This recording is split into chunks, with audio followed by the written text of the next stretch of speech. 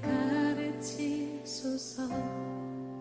같이 우리 마음 할렐루야.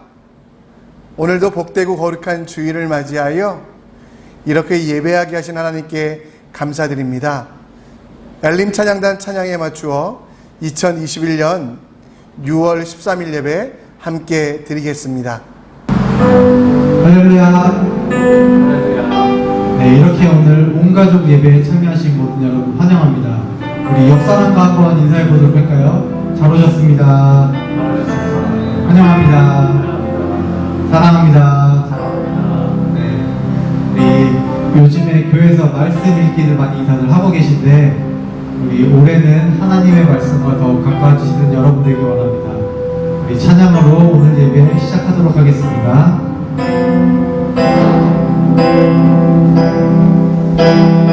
말씀 앞에서 경외함으로 주의 홀로 섭니다. 생명의 말씀 읽고 순종해 주를 예배하며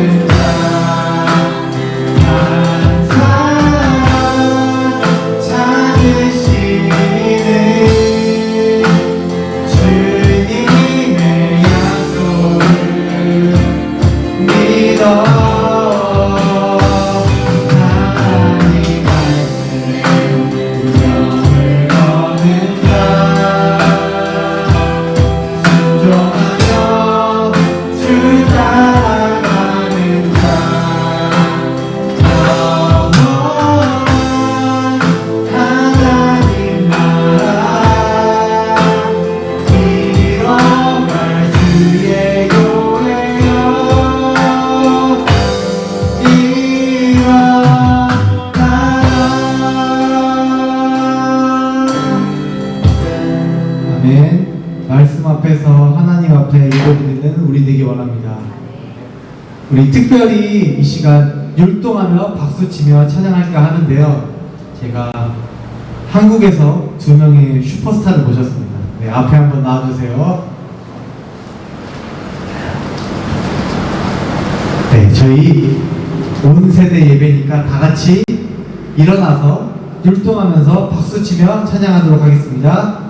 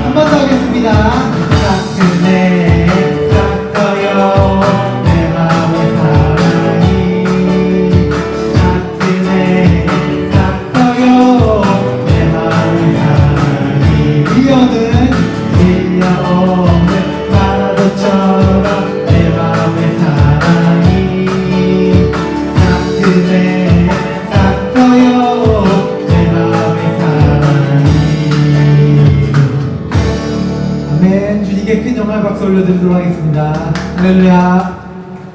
네, 다 자리에 앉으셔도 좋습니다.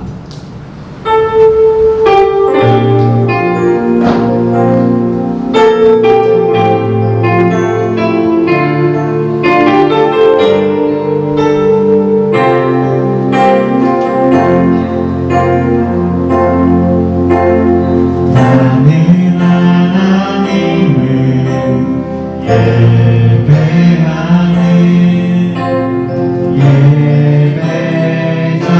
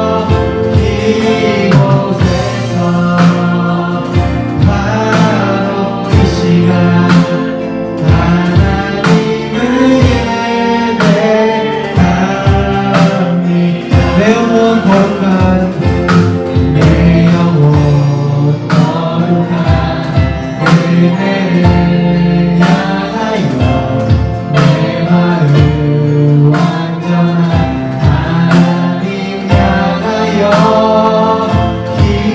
이곳에서 바로 이 시간 하나님을 예배합니다.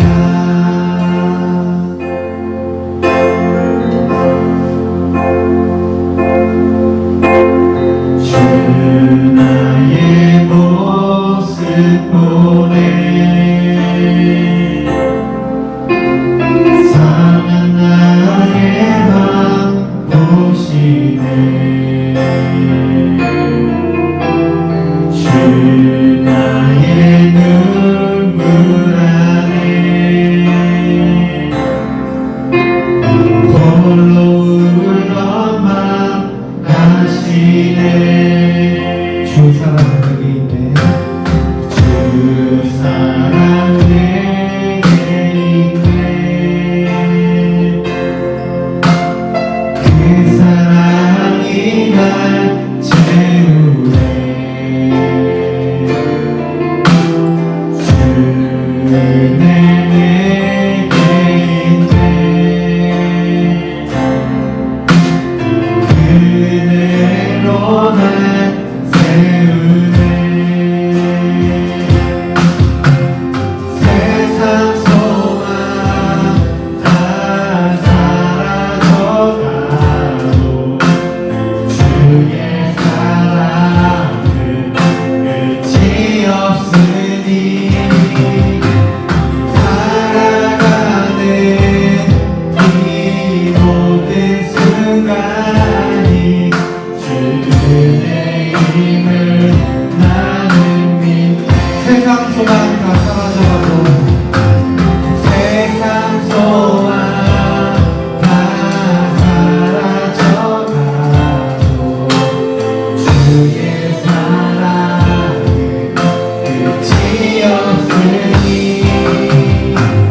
살아가는 이 모든 순간이 주의 힘을 나는 세상 소망 다 사라져가도 세상 소망 다 사라져가도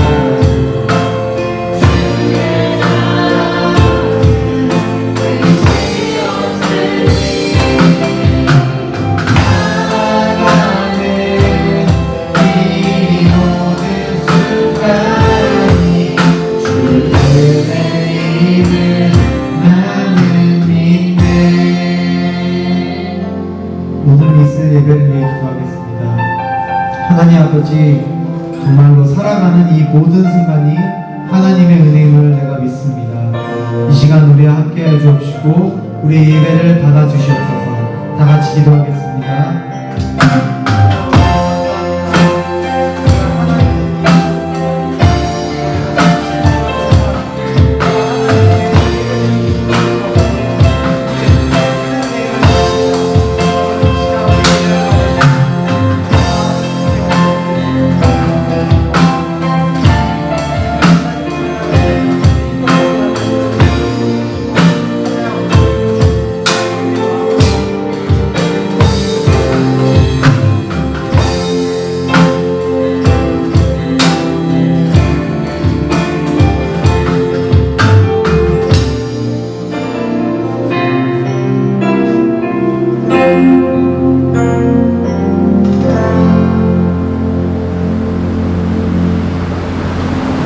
예수 그리스도의 십자가 보혈로 우리는 거룩한 예배자가 되었습니다.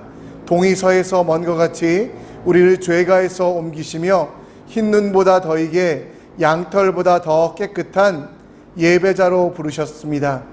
예배자로 불림받은 우리는 사도신경으로 우리의 신앙을 고백합니다.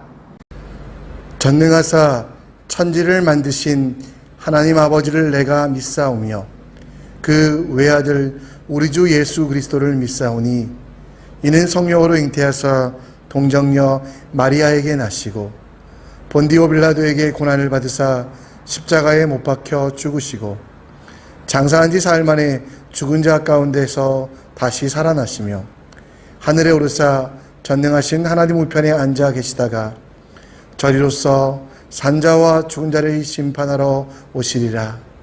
성령을 믿사오며 거룩한 공회와 성도가 서로 교통하는 것과 죄를 사하여 주시는 것과 몸이 다시 사는 것과 영원히 사는 것을 믿사옵나이다.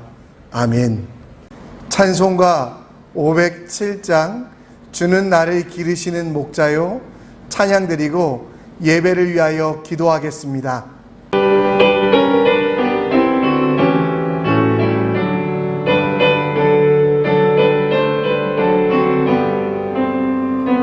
주는 나를 기르시는 목자요 나는 주님을 위한 어린 양 푸른 풀과 마르시는 물가로 나를 인도하여 주신다. 주는 나의 좋은 목자 나는 그의 어린 양 저를 따라 돌을 먹여주시니 내게 부족한 전혀 없어라. 예쁜 새를 노래하는 아침과 노을 비키는 물화모네 사랑하는 나의 목자 은성이 나를 언제나 불러주신다. 주는 나의 좋은 목자 나는 그의 어린 양 저를 따라 돌을 먹여주시니 내게 부족한 전혀 없어라.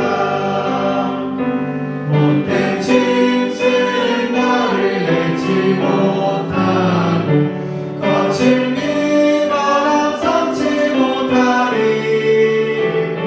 나의 주님 까만 손을 펼치사 나를 주야로 지켜주신다. 주는 나의 좋은 목자 나는 그의 어린 양 저를 따라 돌을 먹여주시니 내게 부족한 전혀 없어라.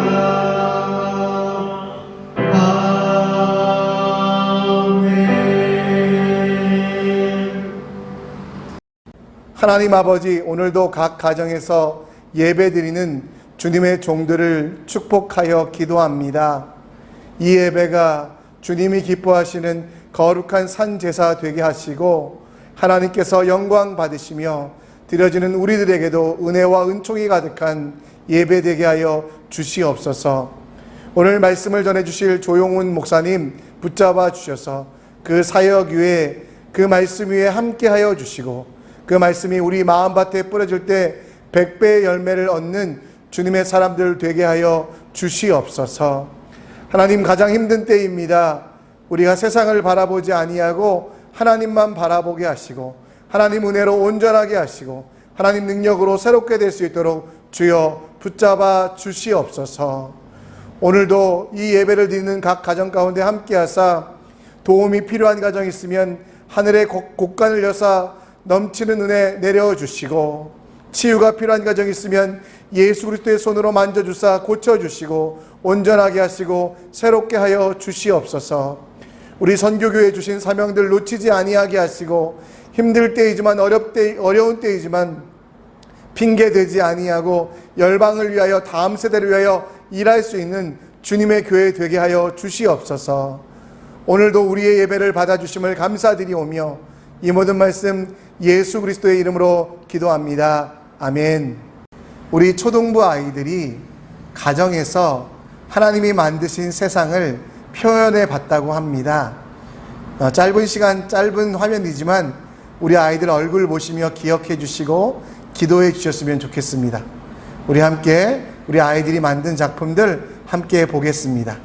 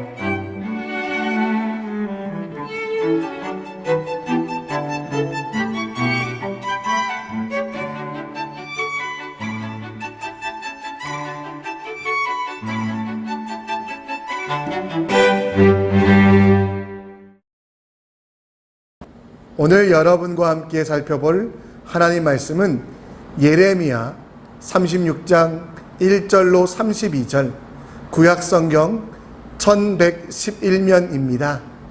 오늘은 시간 관계상 1절로 3절만 함께 읽겠습니다. 유다의 요시야 왕의 아들 여호와김 제4년에 여호와께로부터 예레미야에게 말씀이 임하니라. 이르시되 너는 두루마리 책을 가져다가 내가 내게 말하던 날 곧 요시야의 날부터 오늘까지 이스라엘과 유다와 모든 나라에 대하여 내가 내게 일러준 모든 말을 거기에 기록하라.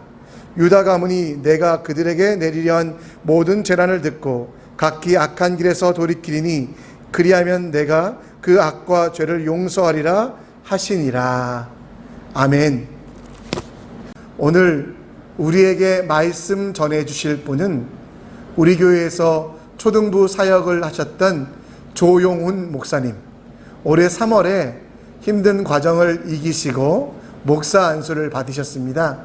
지금 중국 선교사로 파송되셨는데 우리 조용훈 목사님 나오셔서 고난 중에 하나님의 말씀을 선포하는 삶, 고난 중에 하나님의 말씀을 선포하는 삶이라는 제목을 가지고 말씀 전해 주시겠습니다. 함께 큰 은혜 받으시길 바랍니다. 안녕하세요. 반갑습니다. 조용훈 목사입니다. 이렇게 영상을 통해서 인사드리고 하나님의 말씀을 나눌 수 있어서 하나님께 감사를 드립니다. 오늘은 고난 중에 하나님의 말씀을 선포하는 삶이라는 제목을 가지고 말씀을 나누도록 하겠습니다. 오늘 본문은 남유다 여호와김 왕 4년째 또 5년째 회의 이야기를 보여줍니다. 당시 국제 정세를 보면 북이스라엘이 아수르에게 BC 722년에 멸망합니다. 그리고 아수르 역시 바벨론에 의해서 망하게 됩니다. 바벨론의 느부갓네살 왕은 그 세력을 점점 남유다와 또 이집트까지 확장해 가고 있는데 남유다의 여호와김 왕은 이 바벨론과 이집트 사이에서 눈치를 보고 있습니다. 재고 있습니다. 그리고 결국엔 이집트를 통해서 이 바벨론의 영향력 아래서 벗어나겠다고 하는 친 이집트 노선을 결정합니다. 하지만 예레미야 선지자의 예언은 그것이 아니었었습니다. 메시지는 그것이 아니었습니다. 너희는 반드시 바벨론에게 망하게 될 것이다. 그리고 포로로 끌려가서 70년 동안 바벨론을 섬기게 될 것이다. 그러나 70년이 지나면 너희가 다시 돌아오고 내가 너희를 회복시키겠다. 그러니까 이집트를 의지하지 말아라. 라고 하는 것이 예레미야 선지자의 메시지였습니다. 하지만 왕과 고관들은 예레미야 선지자의 이 말을 듣고 싶어 하지 않습니다. 그래서 그를 성전에 들어오는 것을 제한시킵니다. 그때 하나님께서 예레미야에게 나타나셔서 말씀하시는 것입니다. 하나님께서 예레미야에게 두루마리를 가져와라. 그리고 내가 너에게 이야기한 것들을 기록해라. 라고 말씀하십니다. 그가 직접 기록한 것은 아니었고 네리의 아들 바룩을 불러서 받아 적도록 합니다. 두루마리에 기록된 내용이 무엇이었을까요? 우리 2절을 같이 한번 읽어보겠습니다. 너는 두루마리 책을 가져다가 내가 네게 말하던 날 곧 요시아의 날부터 오늘까지 이스라엘과 유다와 모든 나라에 대하여 내가 네게 일러준 모든 말을 거기에 기록하라. 3절은 그 내용을 더 구체적으로 보여주고 있습니다. 유다 가문이 내가 그들에게 내리려고 한 모든 재난을 듣고 각기 악한 길에서 돌이키리니 그리하면 내가 그 악과 죄악을 용서하리라 하시니라. 그리고 바룩을 시켜서 하나님의 말씀을 낭독하도록 합니다. 말씀을 기록하고 낭독하는 이유가 무엇이었을까요? 하나님께서 왜 예레미야에게 말씀을 기록하고 또 바룩을 통해서 그 말씀을 백성들에게 낭독하도록 했을까요? 그것은 회개를 통한 용서하심이 하나님의 궁극적인 목적이 있었습니다.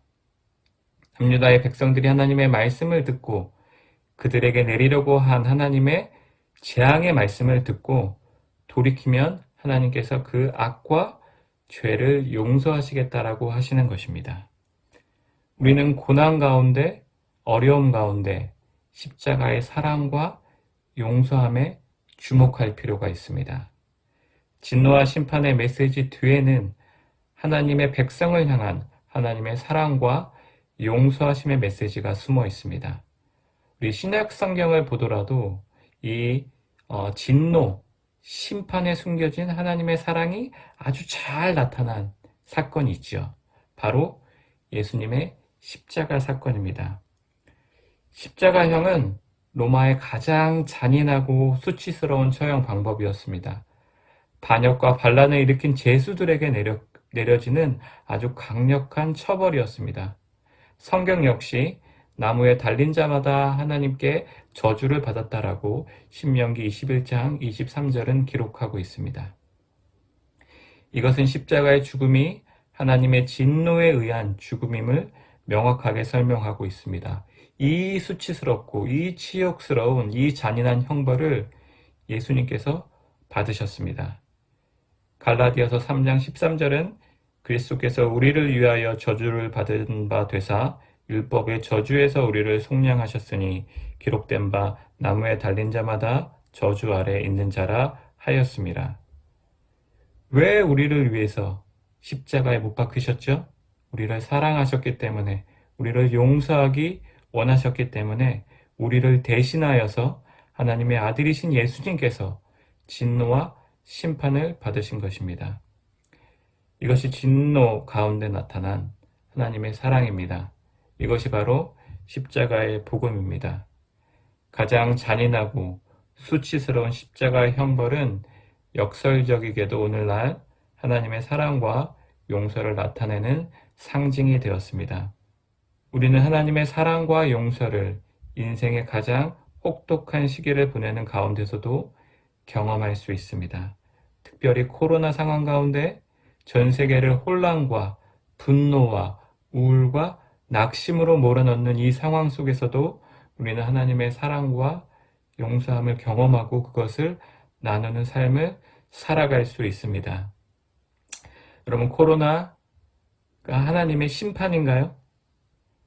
코로나 상황을 하나님의 심판으로 보는 시각들이 있습니다. 처음 중국 우한을 중심으로 바이러스가 확산되어졌을 때 기독교를 박해하는 중국을 향한 하나님의 심판이다. 또 유럽과 미국으로 바이러스가 확산되어져 갔을 때에는 세속주의에 대한 하나님의 경고의 메시지다. 또 인도와 동남아 중심으로 바이러스가 확산되어져 갔을 때는 우상 숭배에 대한 하나님의 심판이다.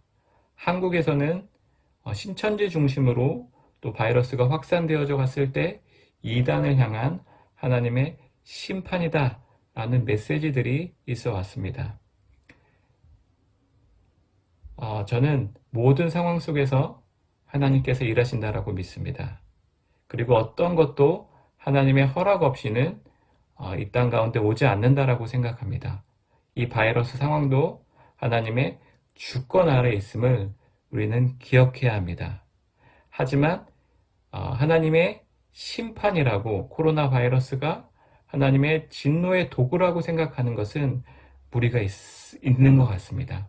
하지만 전 세계를 이렇게 긴 시간 동안 팬데믹으로 몰아넣는 이 상황 속에서 우리는 하나님의 주권과 하나님께서 우리에게 원하시고자 하시는, 말씀하시고자 하시는 그 메시지가 무엇인지 기억할 필요는 있습니다.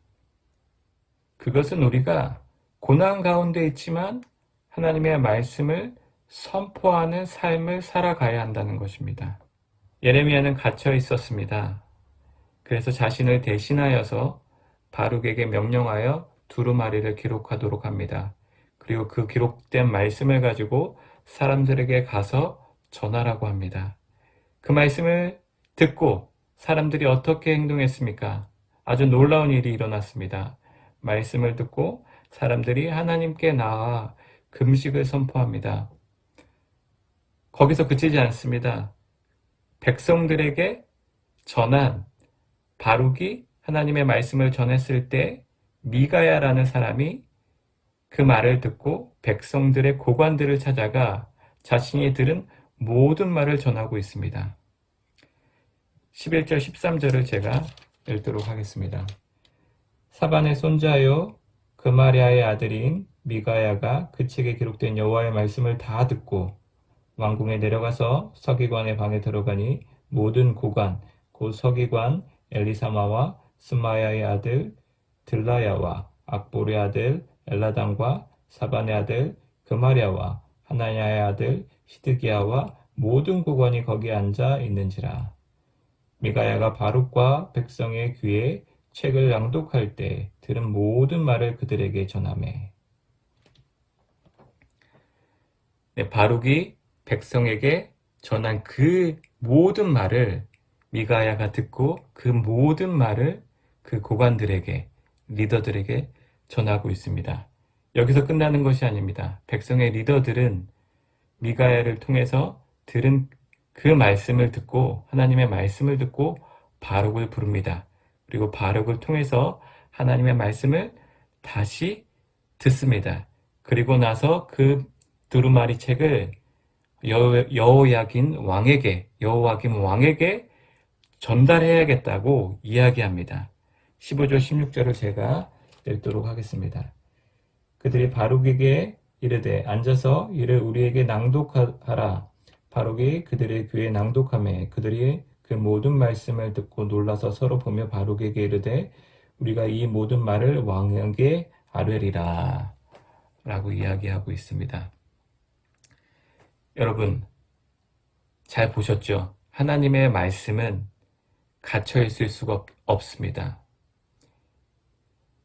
예레미야 선지자는 갇혀 있었습니다.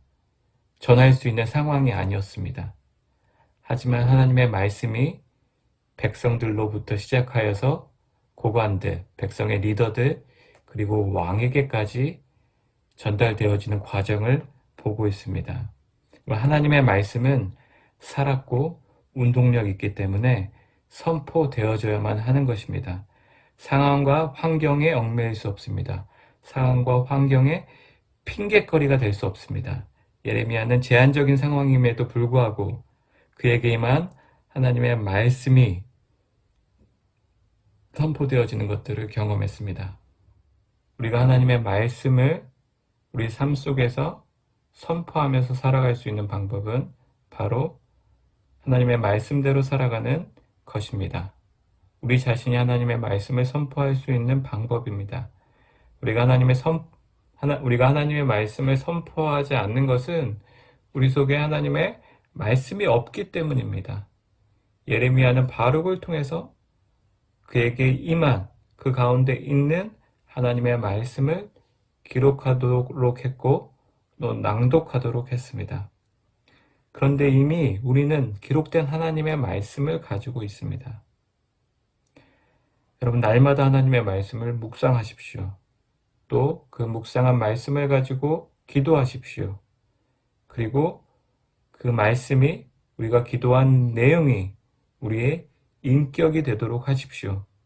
이런 과정을 통해서 세상을 향한 나의 관점이 하나님의 말씀으로 바뀌게 될 것입니다.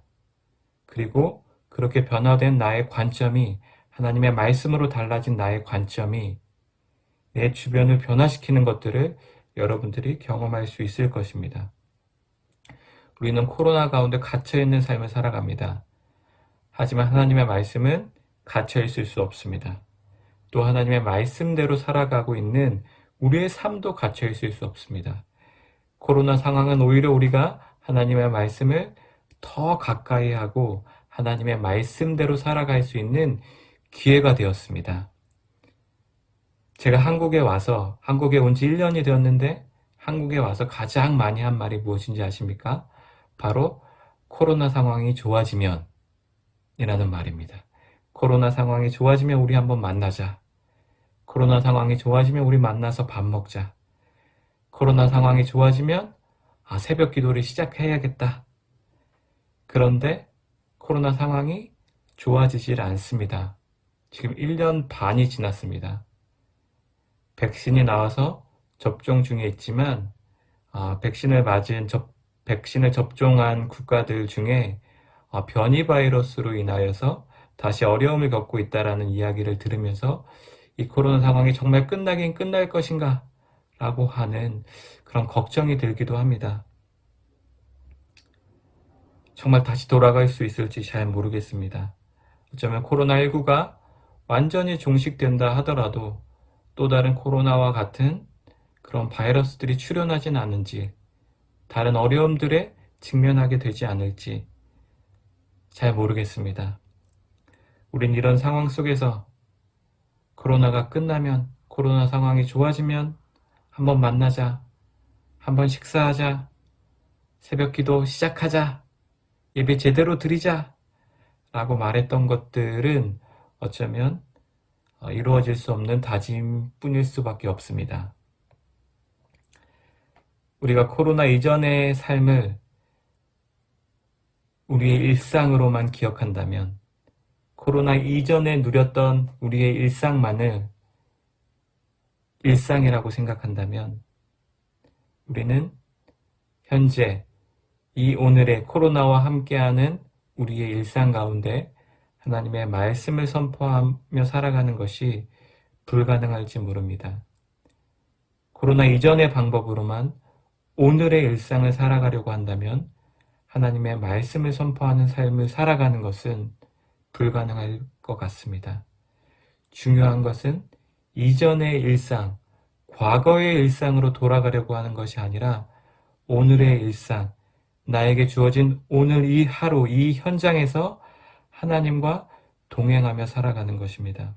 우리가 잘 알고 있는 성경 인물 중에 요셉과 다니엘은 자신의 상황과 환경을 뛰어넘어 자신의 삶의 현장 가운데 하나님의 말씀을 선포하는 삶을 살았던 사람들이었습니다. 그들은 이전의 삶, 이전의 일상을 그리워하거나 그때로 돌아가려고 노력했던 것들이 아니라 자신에게 주어진 환경 속에서 하나님과 동행하며 하나님의 말씀을 선포하는 삶을 살았습니다. 어떻게 이들이 그 현장 속에서, 그 일상 속에서 하나님과 동행하며 하나님의 말씀을 선포하는 삶을 살아갈 수 있었을까요? 파라오 왕이 알았습니다. 바벨론의 왕이 알았습니다. 페르시아의 왕이 알았습니다. 이들과 동행하는 하나님을 그들이 볼 수 있었습니다. 어떻게 그럴 수 있었을까요? 이것은 그들이 시스템이 아닌 관계를 의존했기 때문입니다. 우리 역시 시스템에 의존하면 안 됩니다. 상황과 환경에 의존하면 안 됩니다. 하나님과의 관계를 의지하셔야 합니다. 우리의 현재 일상에서 하나님의 말씀을 선포하는 것은, 그것의 핵심은 시스템이 아닌 어떤 관계가 있는가, 어떤 관계 속에 관계를 맺고 있는가 하는 것이 핵심 포인트입니다. 저 역시 코로나의 일상 가운데 많은 것들이 변했습니다. 특별히 가족과 보내는 시간들이 많아졌습니다. 저희는 홈스쿨을 시작하게 되었습니다. 그래서 아이들의 배움에도 관심이 많이 생겼고, 또 거룩한 가족 공동체를 세워가는 것에 대한 갈급한 마음이 생겼습니다. 이전엔 학교 시스템에 의지했다면 이젠 아이들과의 친밀한 관계가 배움의 핵심이라는 것들을 깨닫게 되었습니다. 이전에는 세상이 요구하는 아이, 세상에서 잘 적응하고 자기 밥벌이하는 것이 교육의 목표였다면 이제는 하나님의 백성으로 세상의 빛과 소금으로 살아가는 것이 배움의 가치라는 것들을 깨닫게 되었습니다. 아이들과 많은 시간을 보내고 많은 대화를 하면서 아이들이 제 언어를 배우는 것들을 경험하게 됩니다. 아이들이 제가 생각하는 세상, 제가 생각하는 돈, 제가 생각하는 부, 제가 생각하는 결혼과 또 성에 대한 것들이 아이들이 그 가치들 스며들어가면서 배우게 되는 것들을 경험하게 되어집니다. 교육의 핵심은 하나님과 친밀한 부모가 아이들과도 친밀할 때 이것이 가장 좋은 교육, 가장 좋은 배움이라는 것들을 저는 경험하고 있습니다. 코로나 가운데 하나님의 말씀을 선포하는 성도의 삶도 마찬가지인 것 같습니다. 어떤 시스템, 어떤 프로그램에 의존하는 것이 아니라 하나님과의 관계를 맺는 것에 핵심을 가지고 중요성을 가지고 살아가는 것이 핵심입니다. 우리의 예배가 대면이든 비대면이든 중요한 것은 하나님께서는 예배자를 찾으시고 우리는 하나님이 찾으시는 예배자가 되어져야 하는 그 관계 가운데 우리가 있다는 것을 여러분들이 기억하셔야 합니다. 우리의 예배가 대면이든 비대면이든 상관없이 신령과 진정으로 하나님이 찾으시는 예배자가 되어서 예배의 자리로 나아가야 합니다. 저도 온라인 예배를 드리게 된 지 1년 3개월이 지나가고 있습니다. 때론 집중 못할 때도 있습니다. 애들이 울고 싸우고 찾아오는 상황들이 생겨서 예배에 집중이 안 됩니다. 아내는 또 점심을 준비하는 상황과 맞물려서 굉장히 분주함 속에 예배에 집중하지 못하는 상황도 생깁니다. 하지만 이것이 우리가 코로나 일상 가운데, 코로나의 현장 가운데 드려지는 우리의 예배, 나의 예배입니다. 대면 예배에 대한 아쉬움이 있죠. 만나서 함께 예배 드리는 것에 대한 그리움이 있습니다. 하지만 그것만을 추억할 수는 없습니다. 우리는 우리의 일상에서, 우리의 현장에서 우리의 예배를 드려야 합니다. 내가 더 하나님과의 관계에 집중하고 온라인 예배지만 온라인 예배의 그 현장 가운데 하나님께 나가고자 하는 그 갈급한 마음이 하나님을 찾고 하나님이 찾으시는 그런 예배가 될 수 있습니다. 분주함 속에서도 집중하여 예배를 드리지는 못했어도 때로는 그 하루를 마무리하면서 또 상하고 갈급한 마음으로 다시 영상을 켜서 하나님을 찾으며 예배드린다면 이것 역시 코로나의 일상 가운데 드려지는 삶의 예배, 살아있는 예배가 되지 않을까 생각해 봅니다. 저 역시 이런 예배를 경험한 것들을 나누고 싶습니다. 저희 가정도 계속 선교교회 온라인 예배를 작년 말까지 드렸습니다. 그리고 올 초부터 여기 한국에서 교회를 정하고 정착했는데 저희는 오전 11시에 유튜브로 실시간 예배를 드립니다. 지난 5월달 둘째 주의 예배였습니다. 그때 온라인 예배였는데 성찬식이 있었습니다. 각 가정에서 빵과 포도주를 준비해서 예배 가운데 성찬에 참여하면 되는 거였었는데 저는 온라인 예배인데도 성찬을 하는구나, 신기하면서도 코로나가 정말 많은 것들을 바꿔놓았구나 라고 생각을 했었습니다. 그런데 그날이 저희 둘째 아이 생일이어서 저희 형님 가정을 초대해서 점심때 같이 식사를 하게 되었습니다. 그런데 형님 가족이 생각보다 일찍 도착했습니다. 그래서 예배를 드리기가 너무 어렵고 분주하고 또 성찬에도 참석하지 못했습니다. 성찬식을 좀 기대했기 때문에 제 마음이 좀 좋지 않았습니다.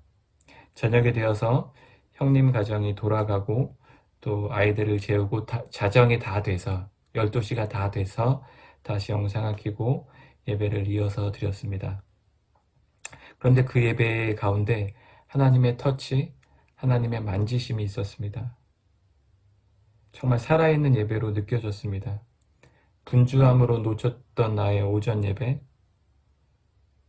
그거에 대한 상한 마음을 가지고 예배 가운데 나왔을 때 나에게 말씀하시는 하나님을 경험할 수 있었습니다. 그리고 성찬에 참여할 때 이전에는 형식적으로 드렸던 교회의 의식으로서 많이 느꼈던 그런 성찬이 비록 온라인이고 또 실시간도 아니었지만 예수님의 그 찢기신 살과 그 흘리신 피에 참석하면서 나의 삶의 현장, 나의 예배의 현장에 찾아오셔서 나와 함께 동행하시고 나와 함께 여전히 고통 가운데 있는 이들, 소외받는 이들 가운데 나가셔서 예수님의 십자가에 찔리신 손과 발로 그 걸어다니길 원하시는 그 예수님의 마음이 느껴졌습니다. 이것이 예배의 현장, 나의 일상이구나 라는 생각들이 들었습니다. 물론 함께 모여 성찬에 참여하며 그 의미를 서로 고백하고 교회됨을 선포하는 것도 우리가 놓치면 안 되는 부분입니다. 하지만 그날 밤 그 자정, 밤의 깊은 시간, 교회가 아닌 가정에서 나의 삶의 현장에서 드려지는 참된 예배, 살아있는 예배를 통해서 내 삶의 현장이 주님의 살과 피를 쏟으신 그 십자가 고난, 그 사랑과 용서하심에 동참하며 살아가야 하는 그 현장이라는 것들을 다시 체감할 수 있었습니다. 우리가 시스템에 익숙해져서 놓치고 있었던 우리의 진짜 예배, 살아있는 예배, 참된 예배를 우리가 회복했으면 좋겠습니다. 온라인 예배든 대면 예배든 상관없이 하나님과의 관계의 중심을 가지고 그 관계 속에서 풍성하게 우리가 예배드리는 우리들이 되어졌으면 좋겠습니다. 마지막으로 우리는 이 고난 가운데 발견된 우상을 제거해야 합니다. 본문 21절, 23절은 여호와김 왕이 예레미야가 바룩을 통해서 기록한 하나님의 말씀을 듣고 그 말씀을 찢고 불에 태우는 장면들을 보여줍니다. 제가 한번 읽도록 하겠습니다. 왕이 여우디를 보내어 두루마리를 가져오게 하매 여우디가 서기관 엘리사마의 방에서 가져다가 왕과 왕의 곁에서 모든 고관의 귀에 낭독하니 그때는 9째 달이라. 왕이 결 궁전에 앉아 있었고 그 앞에는 불 피운 화로가 있더라. 여우디가 서서 쪽으로 낭독하면 왕이 칼로 그것을 연하여 베어 화로불에 던져서 두루마리를 모두 태웠더라. 왕과 그의 신하들이 이 모든 말을 듣고도 두려워하거나 자기의 옷을 찢지 아니하고 하나님의 말씀을 듣고도 아무 반응을 하지 않습니다. 게다가 더하여서 하나님의 말씀을 찢고 불에 던집니다. 제가 24절까지 읽었는데 24절을 보면 왕과 고관들도 그 말씀을 듣고 두려워하지 않고 자기 옷을 찢지 않았다라고 기록합니다. 옷을 찢었다라고 하는 것은 회개, 하나님 앞에 참회를 의미합니다. 이것은 남유다의 가장 선한 왕으로 알려지고 종교개혁을 주도했던 그의 아버지 요시야 왕의 모습이었습니다. 하지만 아버지와 다르게 여호와김은 회개는커녕 말씀을 찢고 태워버립니다. 왜냐하면 자신이 원하는 메시지가 아니었기 때문입니다. 29절입니다.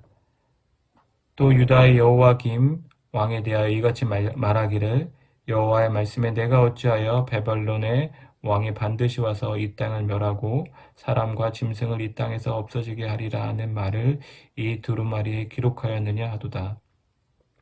하나님의 말씀을 듣고도 그가 말씀을 무시하고 찢고 불에 태웠던 것은 그가 다른 것들을 주목하고 있었기 때문입니다. 그는 바벨론에게 의해서 남유다가 멸망하지 않을 것이라고 믿었습니다. 왜냐하면 그가 이집트를 의지하고 있었기 때문입니다. 예레미야는 한결같이 하나님의 진노와 심판을 예언했습니다. 요시야 왕 13년부터 시드기야 왕 11년까지 41년간을 너희는 망한다, 회개해라, 돌아와라 라고 이야기합니다. 그런데 왕과 고관들은 예레미야 말을 듣지 않습니다. 오히려 예레미야를 협박하고 죽이려 하고 가둬버립니다. 왜냐하면 자신들이 듣고 싶어 하는 말이 아니었기 때문입니다. 우리는 망하지 않는다. 하나님께서 우리를 구원하여 주실 것이다. 이집트가 우리를 구원할 것이다. 이집트를 의지하는 길을 선택합니다. 하나님의 말씀이 아닌 다른 것들이 그 마음속에 채워지면 하나님의 말씀이 들리지 않습니다. 하나님의 말씀이 그 속에 없으면 하나님의 말씀을 선포하는 삶을 살아가는 것은 말도 안 됩니다. 불가능합니다. 우상이 있으면 하나님의 말씀은 제거 대상입니다. 걸림돌입니다. 없애려고 합니다. 우리의 마음속에 하나님의 말씀이 아닌 다른 것들로 채워진 것이 있다면 그 우상을 제거하십시오. 하나님의 말씀보다 더 의지하고 따르는 것이 있다면 그것들을 제거하십시오. 여호와김 왕은 바벨론의 눈치를 봅니다. 또 이집트의 눈치를 봅니다. 두 나라의 눈치를 보느라고 정작 눈치 봐야 할 하나님의 말씀을 그가 놓치고 살아갑니다. 우리가 눈치 보는 것이 무엇입니까? 하나님의 말씀보다 더 소중히 여기며 살아가고 있는 것이 무엇입니까? 내가 갖고 있는 나의 재정이 우리의 일상에서 영원하게 행복하게 하지 못합니다. 나의 지식과 명철이 나의 일상을 영원히 풍요롭게 하지 못합니다. 내가 가진 권력과 지위가 나의 일상을 영원히 지켜주지 못합니다. 오직 하나님의 말씀만이 영원하고 하나님의 말씀대로 살아가는 사람만이 영원한 삶을 살아갑니다. 우리 안에 우상을 제거하십시오. 하나님의 말씀으로 우리 자신을 가득 채우고 하나님의 말씀을 선포하는 삶을 이 고난 중에서도 어려움을 겪고 있는 상황 속에서도 살아가십시오.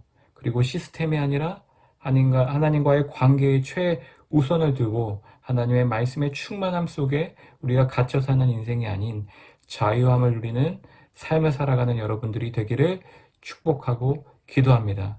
우리 광야라는 찬양을 함께 부르면서 나아가겠습니다.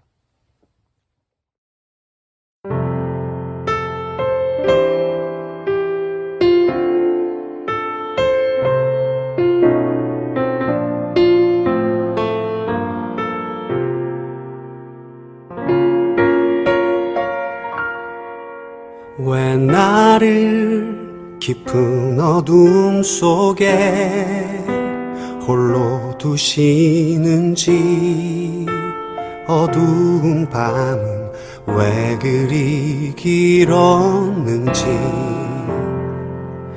나를 고독하게, 나를 낮아지게, 세상 어디도 기댈 곳이 없게 하셨네.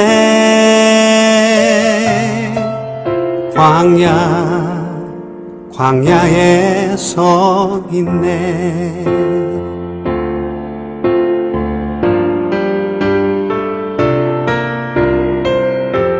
주님만 내 도움이 되시고, 주님만 내 빛이 되시는, 주님만 내 친구 되시는 광야.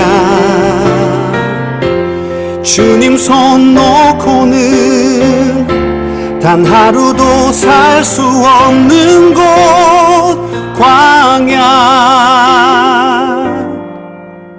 광야에 서 있네.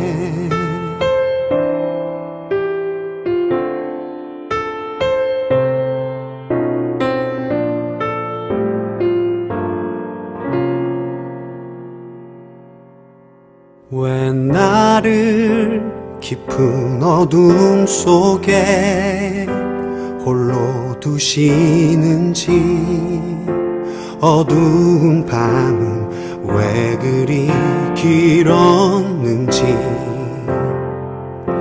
나를 고독하게, 나를 낮아지게, 세상 어디도 기댈 곳이 없게 하셨네.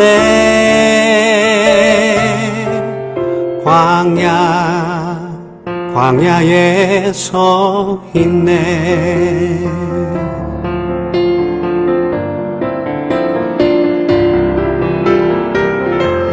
주님만 내 도움이 되시고, 주님만 내 빛이 되시는, 주님만 내 친구 되시는 광야. 주님 손 놓고는 단 하루도 살 수 없는 곳, 광야.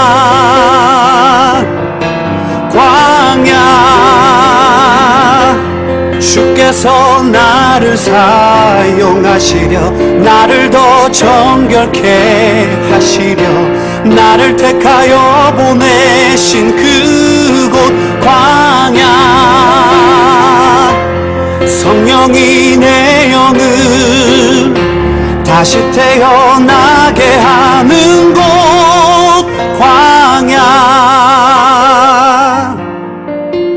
광야에 서 있네.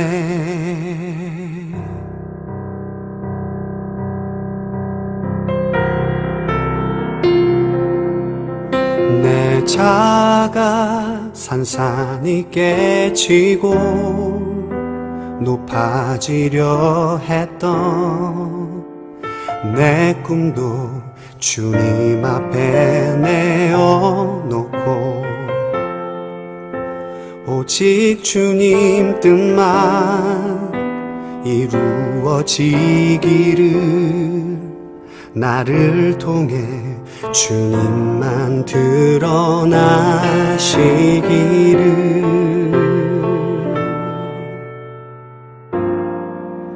광야를 지나며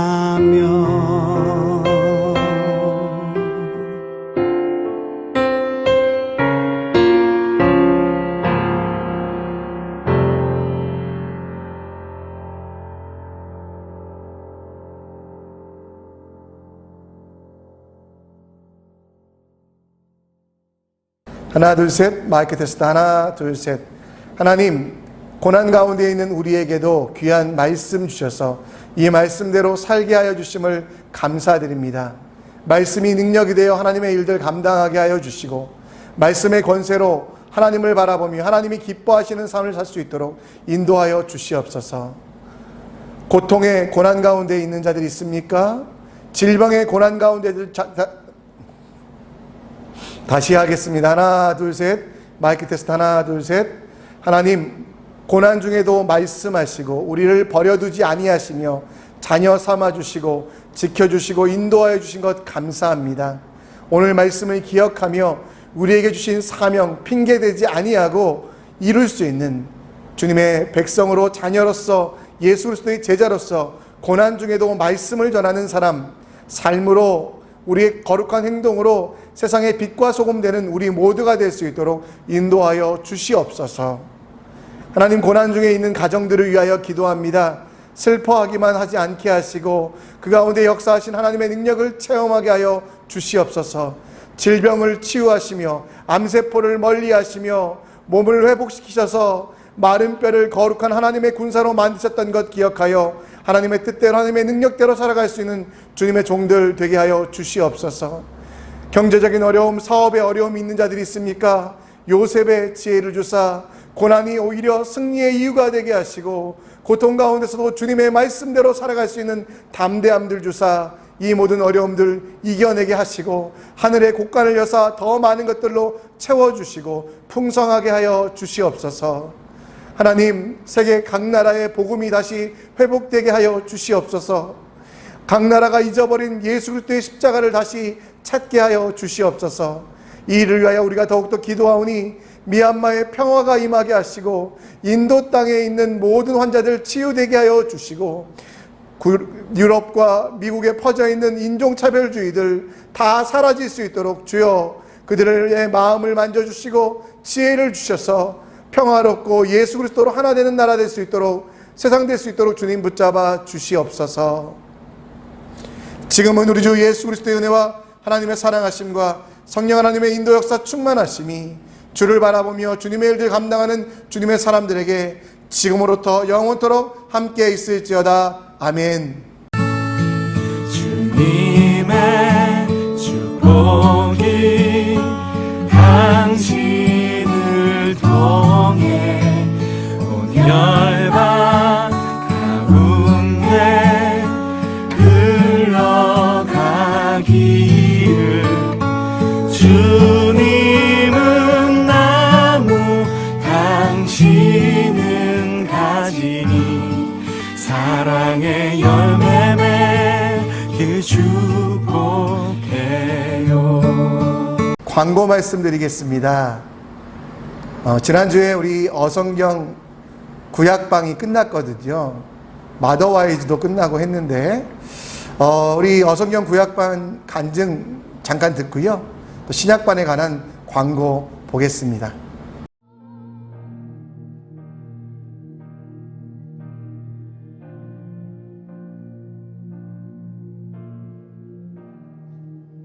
에스라는 자기 시대 즉 포로기한 시대를 살면서 모세오경부터 포로 시대까지를 이렇게까지 성경을 디테일하게 분석해가면서 읽었던 적은 없는 것 같아서 그게 되게 좋았던 것 같아요. 이 시국에 하나님 말씀 구약을 완전히 다시 한번 볼 수 있고 이제 보고서 잊어버렸던 부분들을 다시 한번 연결하는 좋은 기회가 됐던 것 같아요. 감사합니다. 저는 성경을 이번에 처음 읽어봤는데 그냥 코로나 때문에 재택근무하고 시간이 많이 남아가지고 다행히 구약을 한번 다 읽었어요. 근데 몰랐던 것들도 좀 알게 되고 어떤 생각으로 이렇게 성경이 쓰여져 있는지를 좀 알게 돼서 좀 더 눈을 더 뜨게 되는 시간이 됐던 것 같습니다. 구약 성경을 전에 그냥 아무 생각 없이 그냥 처음부터 끝까지 그냥 읽고 읽었는데 그냥 읽어도 내가 읽는 건지 성경이 나를 잠재우는 건지 모르게 그냥 시간을 보내면서 그냥 괜찮는데, 그리고 부끄럽게도 사실은 이 성경에 대한 그러니까 역사와 이 뼈대 줄기를 이해를 못하고 그냥 무작정 읽기만 하고 이랬었는데, 이제 이 교육을 통해서 이 뼈대가 딱 잡히다 보니까 뼈대가 잡히고 어떤 순차적인 이런 아이디어가 생기니까 사실 모든 성경 내용에 대해서 더 이해도가 높아졌고, 그러면서 이제 연관성, 그러니까 다시 지금 요즘에 이제 성경 읽기 창세기를 하고 있잖아요. 창세기를 하고 있는데 성경 읽을 때마다 이래서 이렇게 연관이 되는구나라는 거 다시 그림이 그려지면서 성경이 이해되는 상당히 많이 도움이 되더라고요. 우리 온 성도들이 기쁜 마음으로 진짜 이거는 열심히 한번 하면은 참 교회가 홀리해지고 스스로도 상당히 많이 도움이 되고 영적으로 신앙적으로 많이 성장될 수 있는 계기가 되겠다라는 자부심을 갖게 되었습니다. 일단 이렇게 같이 참여해 주셔서 너무 감사드리고요. 큰 틀에서는 여러분들의 가이드가 잘 되어드렸으면 좋겠다는 생각으로 항상 저는 제가 선생님이라고 절대 생각하지 않고 가이드다라는 마음으로 항상 이렇게 강의를 드렸었고요. 그리고 여러분도 저보다 훨씬 좋은 이런 강사가 될 수 있으리라 믿습니다.